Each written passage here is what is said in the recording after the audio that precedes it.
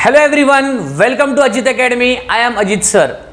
अपने इस चैनल के माध्यम से आप सभी सब्सक्राइबर के लिए एक ग्रेट अनाउंसमेंट मैं करने जा रहा हूं कि अगर आप सीए एस्पिरेंट स्टूडेंट हैं और आने वाले ईयर मई 2022 में सीए फाउंडेशंस की एग्जाम का प्रिपरेशन अगर कर रहे हैं तो यहां पर अनअकैडमी ने आप सभी के लिए एक ग्रेट अपॉर्चुनिटी लाई है अपने एवेंजर बैचेस को लॉन्च करके। इस एवेंजर बैचेस के जरिए आप इंडिया के टॉप एजुकेटर की मदद से ऑल सब्जेक्ट की कंप्लीट प्रिपरेशंस कर सकते हैं।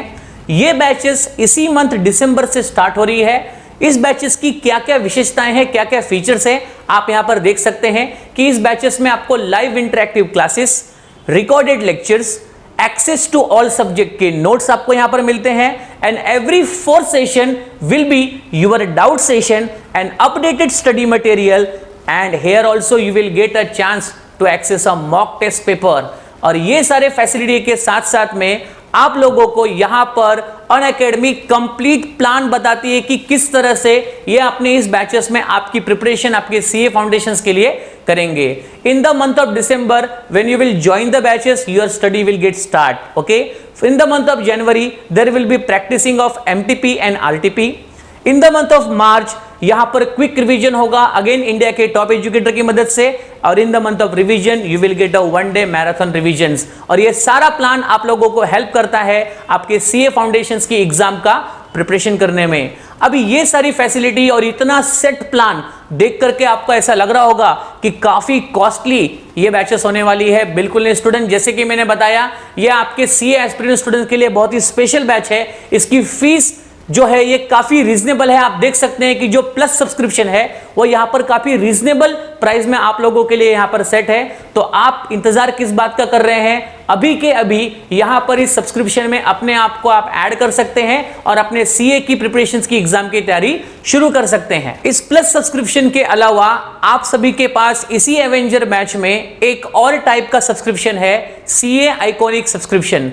इस सब्सक्रिप्शन में आप लोगों को और भी स्पेशल टाइप की फीचर्स और भी स्पेशल टाइप की फैसिलिटी अनअकैडमी के अगेन टॉप एजुकेटर की मदद से आप लोगों को मिलती है। इसमें आपको कौन कौन सी फैसिलिटियां मिलेंगी आइए हम आपको डिटेल में बताता हूं।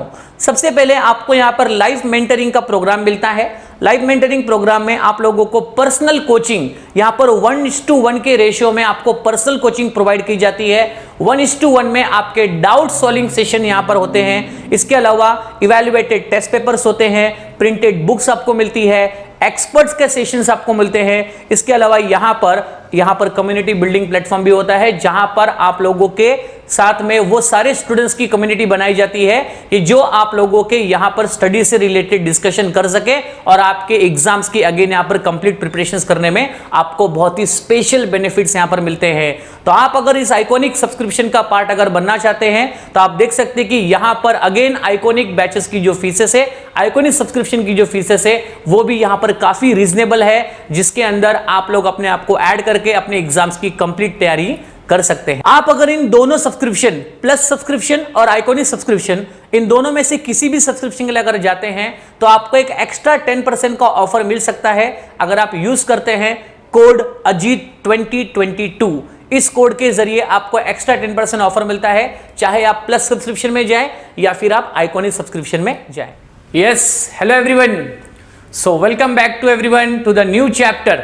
आपके book keeping and accountancy subject का ये नया चैप्टर हम लोग इस सेशन से शुरू कर रहे हैं, that is chapter number 7 which is about depreciation.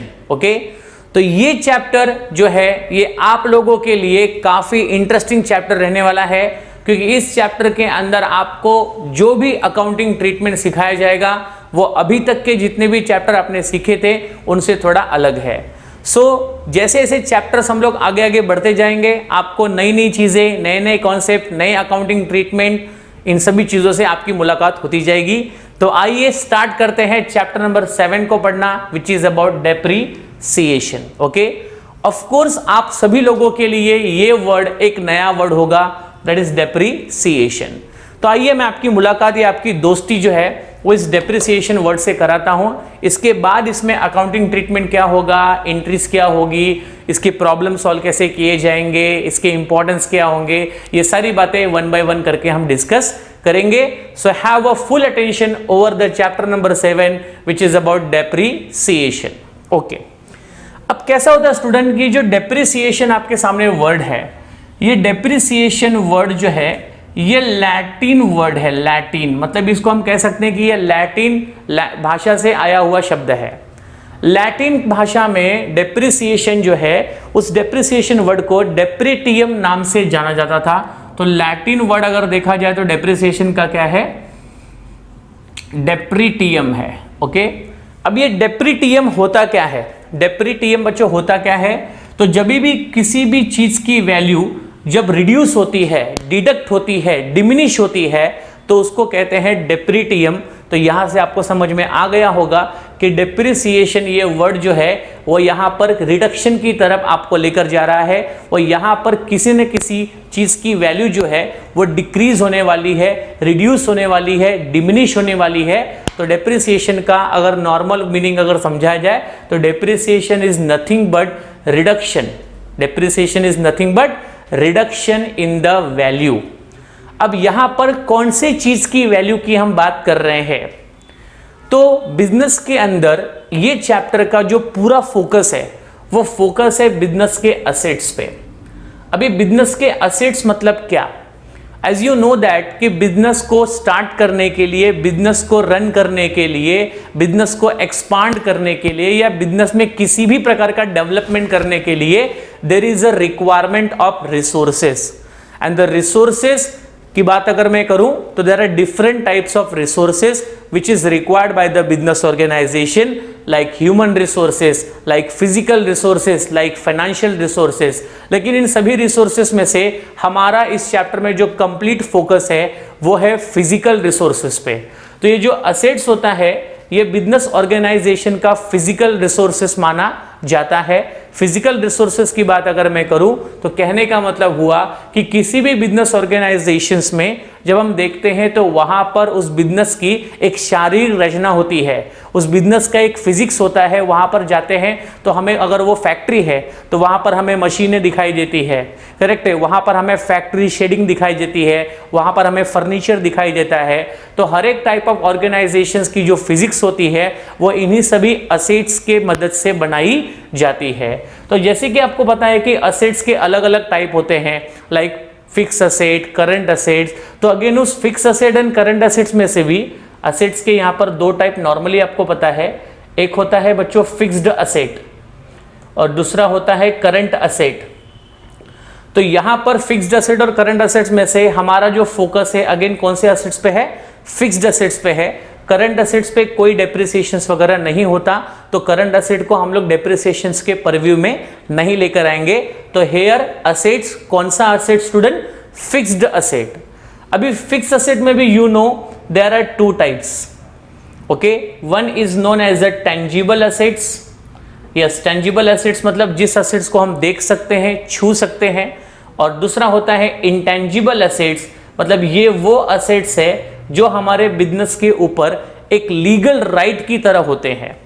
Legal right की तरह मतलब ये असेट्स का कोई फिजिक्स नहीं होता, ये असेट्स जो है वो देखे और छुए जा नहीं सकते, लेकिन ये असेट्स हमारे बिजनेस ऑर्गेनाइजेशन में है, इसको हम फील कर सकते हैं with the help of some legal rights. Okay, तो उनको कहते हैं इंटेंजिबल असेट्स। इसके एग्जांपल्स आपको अच्छी तरीके से पता होंगे, like goodwill, patents, copyright, trademark, design, this all are coming under the category of intangible assets. Okay, और ये हैं आपके टेंजिबल असेट्स। टेंजिबल असेट्स मतलब जिसको देखा जा सकता है, छुआ जा सकता है, जिसकी एक शारीरिक रचना होती है, जिसका एक परफेक्ट फिजिक्स होता है, उनको हम कहते हैं टेंजिबल असेट्स। तो टेंजिबल एसेट्स के एग्जांपल्स अगर लिए जाए तो like land and building, machinery, furniture, equipment, motor car, motor van, computer, laptop, this all are the coming under the category of a tangible fixed asset. तो यहां पर मैं आपको बता दूं कि यहां पर जो डेप्रिसिएशन चार्ज होगा या फिर यहां पर जो रिडक्शन होने वाला है वैल्यू में, वो कौन से चीज की वैल्यू में रिडक्शन होने वाला है, तो वो डेप्रिसिएशन, वो रिडक्शन होने वाला है in the value of asset. कौन से टाइप के असेट, तो in the type of fix asset. Fix asset में कौन सा वाला asset? So here I am talking about the tangible asset. Getting it everyone? So be clear with this कि depreciation होगा, रिडक्शन होगा, डिक्रीजिंग होगी in the value of asset. कौन सा असेट? तो फिक्स्ड असेट। फिक्स असेट में कौन सा असेट? तो टेंजिबल असेट। ओके एवरीवन, तो यहां पर हम फिक्स टेंजिबल असेट्स की वैल्यू को रिड्यूस होते हुए देखेंगे और फिक्स असेट की वैल्यू को रिड्यूस होते समय हमें क्या अकाउंटिंग ट्रीटमेंट करना होता है और ये फिक्स असेट की वैल्यू रिड्यूस क्यों होती है, इसे रिड्यूस करना जरूरी क्यों है, इसके पीछे क्या रीजंस हो सकते हैं और इसके क्या इंपॉर्टेंस है, इनका अकाउंटिंग में क्या इंपॉर्टेंट है, इन सभी बातों को हमारे लिए समझना बहुत जरूरी है before starting with the any practical problem. Okay, so what do you mean by depreciation? Now depreciation का मीनिंग हम आपको बताएंगे कि डेप्रिसिएशन इज रिडक्शन। ये रिडक्शन वर्ड यहां पे क्यों लग गया? क्योंकि डेप्रिसिएशन ये जिस लैटिन भाषा से आया है उस लैटिन भाषा में डेप्रिसिएशन को कहते थे डेप्रिटियम, और इस डेप्रिटियम का शाब्दिक अर्थ मतलब इस डेप्रिटियम का जो लिटरेचर मीनिंग है वो है रिड्यूस होना, वो है रिड्यूस रिडक्शन होना, इसलिए डेप्रिसिएशन को भी हम क्या कहते हैं students? Reduction. So reductions in the value of fixed tangible assets. Fixed tangible assets. अब यहां पर यह तो मैंने बता दिया कि फिक्स्ड टेंजिबल असेट्स की वैल्यू के रिडक्शन प्रोसेस को डेप्रिसिएशन कहते हैं, लेकिन ये फिक्स असेट को अचानक ऐसा क्या हो गया कि उसकी वैल्यू रिड्यूस होने लगी? फिक्स असेट्स के साथ ऐसा क्या होता है कि क्या रीजंस होते हैं कि जिनकी वजह से उसकी वैल्यू जो है वो day by day, year by year reduce होने लगती है? तो उसके पीछे रीजंस भी यहां पर मैं आपको बताना चाहूंगा कि depreciation is the reduction in the value of fix tangible asset due to, क्यों उसकी वैल्यू रिड्यूस हो रही है? फिक्स टेंजिबल असेट्स ने ऐसा क्या रीजंस है कि जिसकी वजह से उसकी असेट की वैल्यू दिन पे दिन, ईयर बाय ईयर रिड्यूस होती जा रही है? तो due to its wear and tear. Okay, ये वेयर एंड टेयर का मतलब होता है, या जिसको हम कह सकते हैं रेगुलर यूज। तो जैसे कि ऑर्गेनाइजेशन में जो असेट्स होते हैं वो क्या पैक्ड करके रखे नहीं जाते हैं। अगर आपको बिजनेस चलाना है, आपको संस्था चलानी है, ऑर्गेनाइजेशन चलाना है, तो उसके लिए आपके द्वारा लाए हुए जो असेट्स है उन असेट्स को आपको रेगुलर बेसिस पे यूज करना पड़ेगा अपने बिजनेस के प्रोडक्टिविटी को, अपने बिजनेस के उत्पादन क्षमता को बढ़ाने के लिए। जो भी गुड्स एंड सर्विसेज का आप बिजनेस करते हो उस गुड्स एंड सर्विसेज को प्रोड्यूस करने के लिए, डिस्ट्रीब्यूट करने के लिए, अपने ऑब्जेक्टिव को अटेन करने के लिए, प्रॉफिट कमाने के लिए आपको आपके बिजनेस के असेट्स को रेगुलर बेसिस पे यूज करना पड़ेगा। और आप जब अपने बिजनेस के असेट्स को रेगुलरली यूज करोगे तो यूज करते करते करते करते उस असेट की जो प्रोडक्टिविटी होती है वो धीरे धीरे कम होती है, उस पे मॉइस्चर लगते हैं, उसका कलर उड़ जाता है, वो घस जाता है, उसकी लाइफ जो है वो धीरे धीरे कम होने लगती है। और इन्हीं सभी कारणों की वजह से असेट की जो वैल्यू होती है वो दिन पे दिन, ईयर टू ईयर क्या होती है? कम होने लगती है। अब एवरी ईयर असेट की वैल्यू कितने % से कम होती है, कितने अमाउंट से कम होती है, इस बात को जानना हमारे लिए बहुत जरूरी है। क्योंकि आप अगर डेप्रिसिएशन कैलकुलेट नहीं करेंगे, आपके असेट की वैल्यू प्रोडक्शन की वजह से रेगुलरली जो कम से कम होते जा रही है उसकी वजह से आपके प्रॉफिट एंड लॉस पर भी इंपैक्ट पड़ रहा है। तो अगर आप डेप्रिसिएशन कैलकुलेशन नहीं करेंगे तो आप प्रॉफिट एंड लॉस को परफेक्टली शो नहीं कर पाएंगे, और अगर प्रॉफिट एंड लॉस अगर परफेक्टली शो नहीं कर पाएंगे तो आपका अकाउंटिंग करके कोई मीनिंग नहीं है। क्योंकि अकाउंटिंग करने के पीछे मेन मकसद यही होता है to show the accurate profit and loss of the any business organisation. तो ये डेप्रिसिएशन भी बहुत ही इंपॉर्टेंट रोल प्ले करता है आपके बिजनेस के एक्चुअल प्रॉफिट और एक्चुअल लॉस को जानने के लिए। करेक्ट है? इन्हीं सभी कारणों से हमें डेप्रिसिएशन करना बहुत जरूरी है कि डेप्रिसिएशन करोगे तभी जाके आप अपने बिजनेस के असेट्स की एक्चुअल वैल्यू क्या है, एक्चुअल कीमत कितनी है वो आप बता पाओगे, और उसकी मदद से आप अपने बिजनेस का एक्चुअल प्रॉफिट और एक्चुअल लॉस भी कैलकुलेट कर सकते हैं। तो इतना इंपॉर्टेंट कॉन्सेप्ट है ये डेप्रिसिएशन। ओके, तो तो आप लोगों को सबसे पहले क्या समझना है कि डेप्रिसिएशन इस वर्ड का मीनिंग क्या होता है। तो depreciation is nothing but reduction, reduction होना।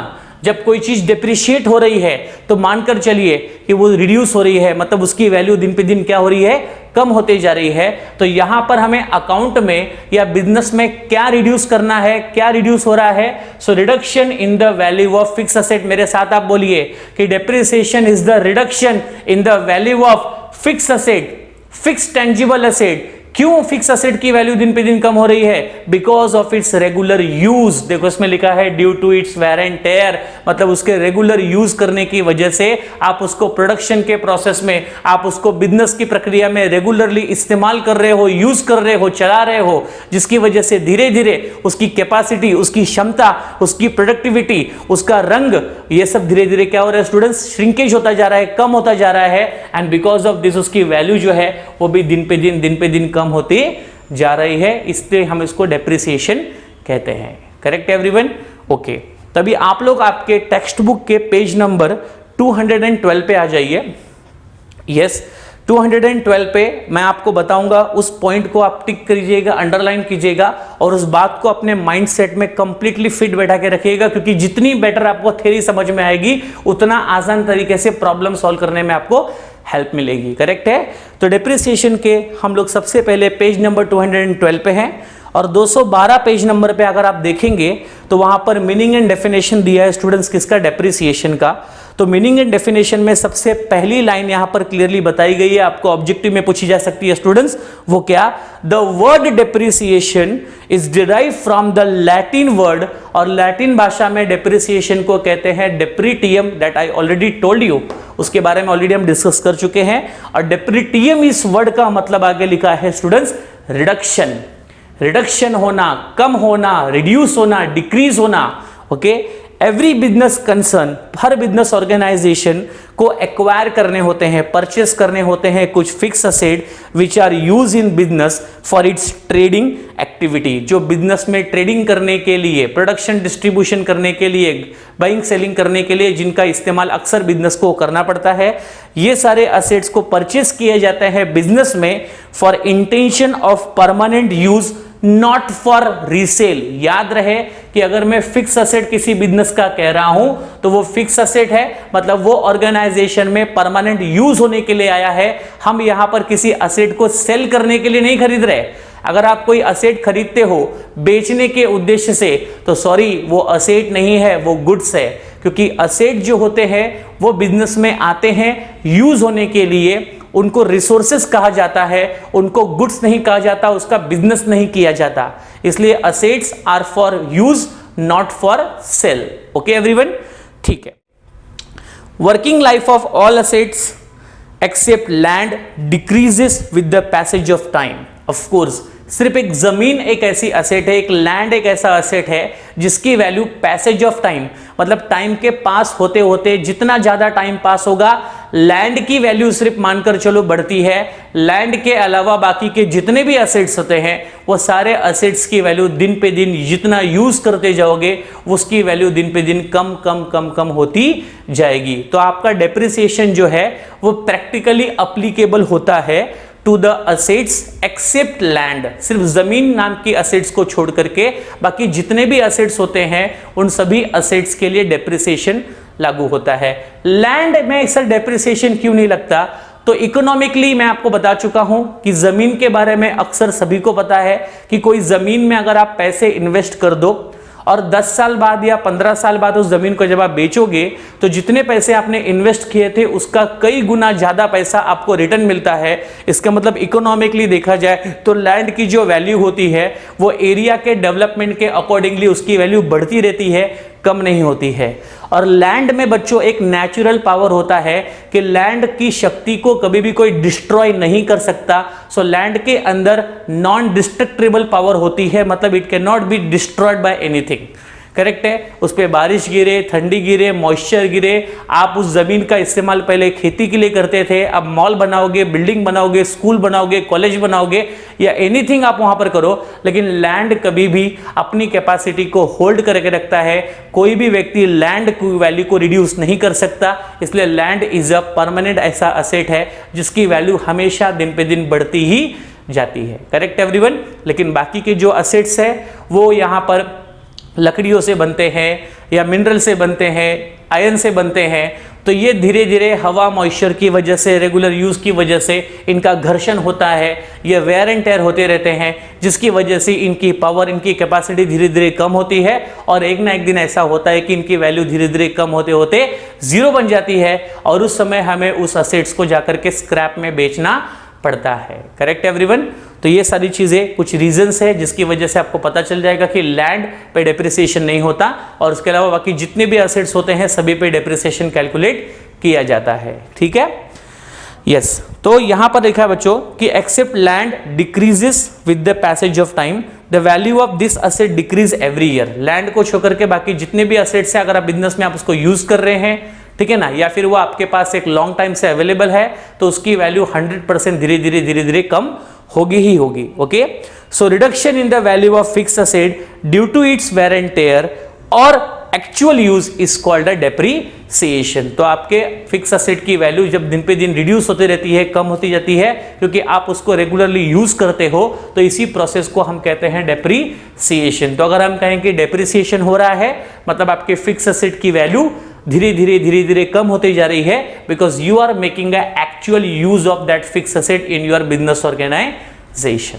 Okay, as much as assets you will use, as for more and more number of years, जितने ज्यादा सालों के लिए आप अपने असेट्स को यूज करते जाओगे, उतनी उसकी वैल्यू दिन पे दिन कम होती जाएगी। Correct everyone.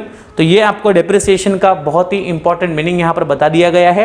अब आप देख सकते हैं कि यहां पर एक ब्लैक हेडिंग में लिखा गया है कि डेप्रिसिएशन की डेफिनेशन बताई गई कि depreciation is defined as shrinkage. Again shrinkage का मीनिंग होना, श्रिंकेज को नॉर्मली क्या बोलते हैं, सिकुड़ना, लेकिन डेप्रिसिएशन कहता है श्रिंकेज हो रहा है, मतलब वैल्यू रिड्यूस हो रही है, दिन पे दिन उस असेट की प्रोडक्शन कैपेसिटी जो है वो क्या हो रही है, कम होते जा रही है। Okay, in the value of an asset due to wear and tear और पैसेज ऑफ टाइम और एब्सोलेंस, मतलब आपके असेट्स को रेगुलरली यूज अप कर रहे हो या फिर असेट्स को अपने लॉन्ग टाइम तक अपने पास रखा है, या फिर वो असेट आपका एब्सोलेंस बोले तो पुराना हो चुका है, नॉट इन यूज हो चुका है, तो ऐसे प्रकार के वजह से असेट्स की वैल्यू क्या होती है, कम होती है। इसी कॉन्सेप्ट्स को, इसी प्रोसेस को कहा जाता है डेप्रिसिएशन। Correct everyone. तो ये आपको मैंने डेप्रिसिएशन का मीनिंग और डेफिनेशन बहुत ही क्लियर तरीके से बता दिया है। आई होप सो आपको डेप्रिसिएशन का मीनिंग, डेफिनेशन समझ में आ गया होगा। करेक्ट है। अब हम लोग यहां पर नेक्स्ट पेज पे नंबर ऑफ डेफिनेशन दिए हैं, सारी डेफिनेशन एक ही तरफ इशारा करेंगे। Depreciation is the reduction in the value of fix asset due to its wear and tear, उसके रेगुलर यूज की वजह से असेट्स की वैल्यू दिन पे दिन कम होती जाती है, उसी प्रोसेस को डेप्रिसिएशन कहते हैं। बट अभी इसी चीज को 4-5 अलग अलग लोग जो है अलग अलग तरीके से पेश करेंगे, बट आपको जो मेन डेफिनेशन यहाँ पर बता दी गई है उसी के साथ स्टिक रखिएगा और उसी डेप्रिसिएशन के डेफिनेशन को और मीनिंग को हमेशा अपने माइंडसेट में रखिएगा। करेक्ट है। चलिए आगे बढ़ते हैं। पेज नंबर 214 पे मैं आपको बताना चाहूंगा कि आपको यहां इस पेज नंबर पे क्या है इंपॉर्टेंट पढ़ने के लिए। तो आप देख सकते हैं वहां पर एक need and importance of depreciation लिखा है। यस, उस पैराग्राफ को पढ़ना आपके लिए थ्योरेटिकल नॉलेज के लिए बहुत ही जरूरी है। तो आप सभी लोग प्लीज उस पैराग्राफ पे आइए, मैं आपको उस पैराग्राफ के अंदर इंपॉर्टेंट पॉइंट समझाता हूं, जिससे कि डेप्रिसिएशन से आपकी जो लगाव है, डेप्रिसिएशन से आपकी जो अप्रोच है वो और नजदीक हो जाए। ओके, ध्यान दीजिएगा। तो पेज नंबर 214 पे डेप्रिसिएशन के नीड एंड इंपॉर्टेंस आपको दिए गए हैं कि डेप्रिसिएशन का क्या इंपॉर्टेंस है, डेप्रिसिएशन की क्या आवश्यकता है हमारे ऑर्गेनाइजेशन में, डेप्रिसिएशन क्यों जरूरी है। तो आइए देखते हैं उसका इंपॉर्टेंस क्या है, क्योंकि जब तक किसी चीज का आप इंपॉर्टेंट नहीं मानोगे, इंपॉर्टेंट नहीं समझोगे, आप उस चीज को कभी महत्व दोगे ही नहीं। इसलिए उसका महत्व समझना आपके लिए बहुत जरूरी है। ओके, तो need and importance of depreciation में अगर आप पॉइंट नंबर 1 देखेंगे तो वहां पर क्लियरली लिखा हुआ है कि depreciation is charge to profit and loss account as it is an element of cost. Of course आपका प्रॉफिट एंड लॉस अकाउंट आप प्रिपेयर करते हैं बिजनेस में, जिससे कि आप अपने बिजनेस के सारे खर्चे और सारे इनकम को रिकॉर्ड कर सके और आपके बिजनेस का एक्चुअल प्रॉफिट या एक्चुअल लॉस कैलकुलेट कर सके। तो कहीं ना कहीं अगर देखा जाए तो डेप्रिसिएशन भी आपके बिजनेस का एक प्रकार का एक्सपेंसेस ही है, भले ये नॉन कैश एक्सपेंसेस है, मतलब डेप्रिसिएशन की वजह से आपके जेब से कोई पैसे निकल कर नहीं जा रहे, लेकिन कहीं ना कहीं डेप्रिसिएशन आपके असेट की वैल्यू को कम हो रहा है, मतलब कहीं ना कहीं इसका इफेक्ट आपके बिजनेस के कॉस्ट पर पड़ रहा है, आपके बिजनेस के यहाँ पर कीमत पर खर्चों पे होता है। फॉर एग्जाम्पल एक ट्रक है, उस ट्रक को आप अगर मुंबई से नासिक अगर लेकर जाना चाहेंगे तो उस ट्रक को मुंबई से नासिक लेकर जाने के लिए सिर्फ उसमें पेट्रोल और डीजल का खर्चा ही कंसीडर नहीं किया जाएगा, वो ट्रक जिस टायर पर चलकर जाएगा, करेक्ट है, जो ट्रक जिस इंजन से जाएगा ऑफ कोर्स उसका भी यूज उतना होगा, ऑफ कोर्स वो टायर उतना क्या होगा, घसेगा, मतलब ऑफ कोर्स उस टायर की जो लाइफ है वो दिन पे दिन क्या होगी, कम होगी। तो कहने का मतलब होता है कि आपका डेप्रिसिएशन जो होता है वो आपके बिजनेस के प्रोडक्शन कॉस्ट से डायरेक्टली इनडायरेक्टली रिलेटेड होता है, इसलिए उसे भी प्रॉफिट एंड लॉस के कैलकुलेशन में हमें कंसीडर करना पड़ता है। Okay, it is also essential to arrive a true value of the asset, और हमें यह भी जानना जरूरी है, न कि सिर्फ प्रॉफिट एंड लॉस के लिए हमें डेप्रिसिएशन निकालना है, हमें यह भी जानना जरूरी है कि हम जिस असेट पे डेप्रिसिएशन निकाल रहे हैं उस असेट की एक्चुअल वैल्यू क्या है। फॉर एग्जाम्पल आपने कोई कंप्यूटर खरीदा था आज से 4 साल पहले, आपने कंप्यूटर खरीदा था 4 साल पहले जिसकी वैल्यू थी 20,000। अब 4 साल बाद क्या आज भी उस कंप्यूटर का कोई आपको 20,000 पे करेगा? बिल्कुल नहीं। हो सकता है कि उस कंप्यूटर का आपको कोई अभी 7,000, 8,000 या 10,000 पे करेगा।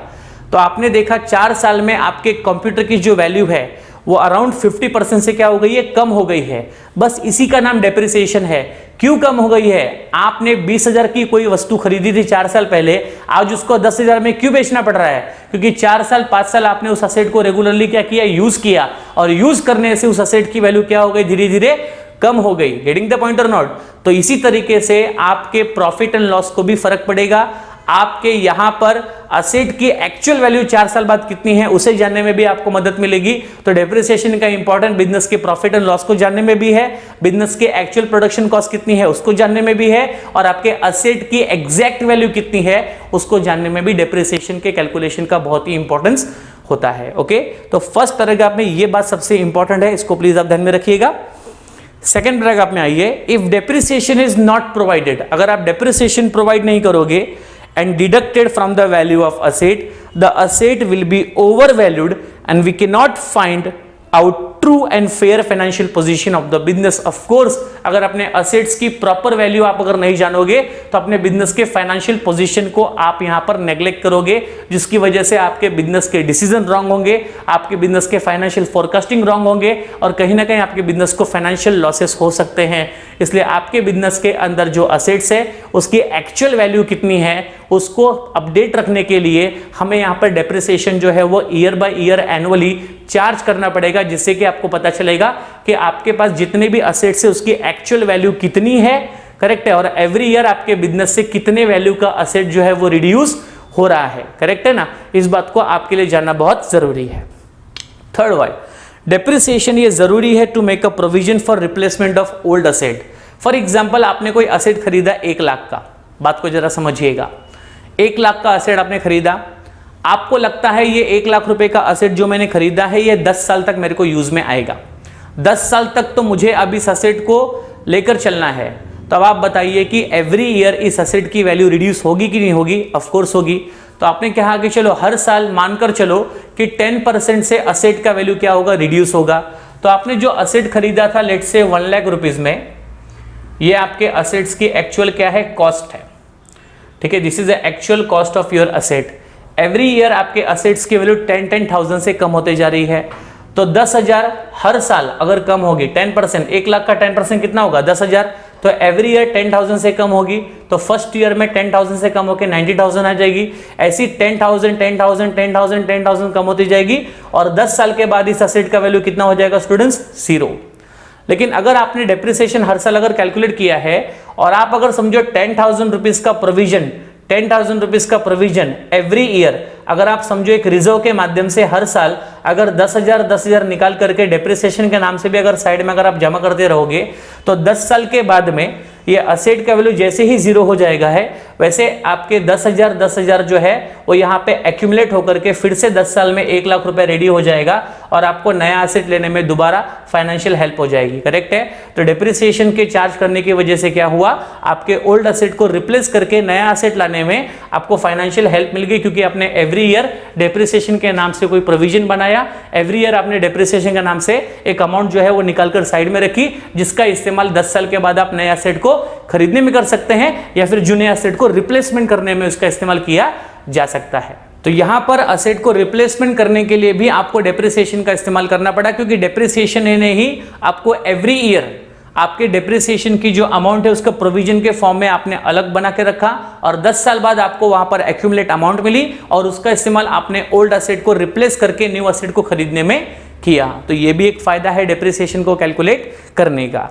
नेक्स्ट आप देख सकते हैं कि it enable the business, 4 point पे आइएगा, it enable the business to compute का मतलब calculate and pay correct amount of tax to the government. 100% अगर आपने खर्चा सही तरीके से रिड्यूस किया है, अगर आपने आपके बिजनेस के एक्सपेंसेस को सही तरीके से अगर एडजस्ट किया है, तो आपकी इनकम भी एक्यूरेट होगी और आपके द्वारा जो गवर्नमेंट को टैक्स पे किया जाएगा वो टैक्स भी एक्यूरेट अमाउंट का होगा। जरा आप सोचिए, अगर आप डेप्रिसिएशन को कंसीडर ही नहीं करेंगे तो आपका उतने अमाउंट से जो खर्चा है वो कम होगा ही नहीं, उल्टा आपकी इनकम बढ़ जाएगी। फॉर एग्जाम्पल, आपका एवरी ईयर 10,000 का डेप्रिसिएशन है, आप उस 10,000 के डेप्रिसिएशन को खर्चे में शो ही नहीं कर रहे क्योंकि आप डेप्रिसिएशन कैलकुलेट नहीं करते हैं। तो आपने डेप्रिसिएशन के खर्चे को अगर कैलकुलेट नहीं किया तो कहीं ना कहीं आपके बिजनेस का खर्चा जो है वो 10,000 से कम होगा और आपकी इनकम 10,000 से बढ़ेगी, फायदा कुछ नहीं होगा। 10,000 से जो आपकी बढ़ी हुई इनकम दिख रही है उसके ऊपर आपको टैक्स पे करना पड़ेगा, मतलब आपके द्वारा गवर्नमेंट को एक्स्ट्रा टैक्स पे किया जाएगा और वो खर्चे पे भी आपको टैक्स पे करना पड़ेगा जो खर्चे आपने एडजस्ट नहीं किए हैं। तो कहने का मतलब क्लियर है कि if you want to get a net income from your business so that you can pay a accurate tax to the government, for that purpose also we need to consider the very important expenses which is called as a depreciation, so that you will be able to calculate actual income of your business, and on that income you can able to pay a correct amount of tax to the government. Okay, next point is that depreciation must be calculated and equivalent fund should be provided for every year so that at the end of life the asset can be easily replaced। मैंने आपको वही बात यहां पर बताई कि हर साल अगर आप डेप्रिसिएशन कैलकुलेट करते रहोगे तो एवरी ईयर आपको वो फिक्स अमाउंट जो है वो निकाल करके प्रोविजन में रखनी है, और जब उस असेट की वैल्यू यहां पर 0 हो जाएगी या जब वो असेट आपके लिए एब्सोलेंस हो जाएगा, एब्सोलेंस मतलब नॉट इन यूज होगा या फिर पुराना हो जाएगा, तो आपके द्वारा एवरी ईयर जो डेप्रिसिएशन के नाम से प्रोविजन किया गया है, एवरी ईयर डेप्रिसिएशन के नाम से जो अमाउंट आपने निकालकर साइड में जमा किया है, उस अमाउंट का दोबारा इस्तेमाल आप कर सकते हो नए असेट को परचेज करने के लिए या फिर ओल्ड असेट को रिप्लेस करने के लिए। तो यहां पर डिफरेंट टाइप्स के इंपॉर्टेंस है, नीड है डेप्रिसिएशंस की, जो आपको समझना बहुत जरूरी है। तो आप डेप्रिसिएशन को इग्नोर करके अकाउंटिंग नहीं कर सकते, और ये डेप्रिसिएशन की हेल्प आपको आगे के चैप्टर में भी लगेगी जब आप फाइनल अकाउंट पढ़ेंगे, 11th में भी, 12th में भी, डिग्री सेक्शन में भी, प्रोफेशनल सेक्शन में भी। तो डेप्रिसिएशन का इंपॉर्टेंस आपके लिए वहां पर बहुत ज्यादा है, इसलिए डेप्रिसिएशन के बेसिक फंडों को, इंपॉर्टेंट कॉन्सेप्ट को आपके लिए समझना बहुत जरूरी है। तो इस चैप्टर में पूरे का पूरा चैप्टर जो है वो सिर्फ डेप्रिसिएशन पे डिपेंड है, किस तरह से असेट की वैल्यू धीरे धीरे कम होती है, कौन से मेथड से कैलकुलेशन किया जाएगा, this all is going to be discuss in this chapter only. Correct है। तो ये सब जो थ्योरेटिकल पार्ट मैंने आपको पढ़ाया, प्लीज रिवाइज इट। क्या क्या रिवाइज करना है आपको? Meaning of depreciation, definition of depreciation और डेप्रिसिएशन का नीड और इंपॉर्टेंस, यहां तक की बातों को प्रॉपर्ली रिवाइज करके रखिए, और क्या इंपॉर्टेंट है डेप्रिसिएशन का उसको समझ के रखिए। फिर नेक्स्ट लेक्चर में मैं आपको पढ़ाऊंगा what are the different methods of charging depreciation and how to solve a practical problem of depreciation. So bye everyone, take care, जय हिंद।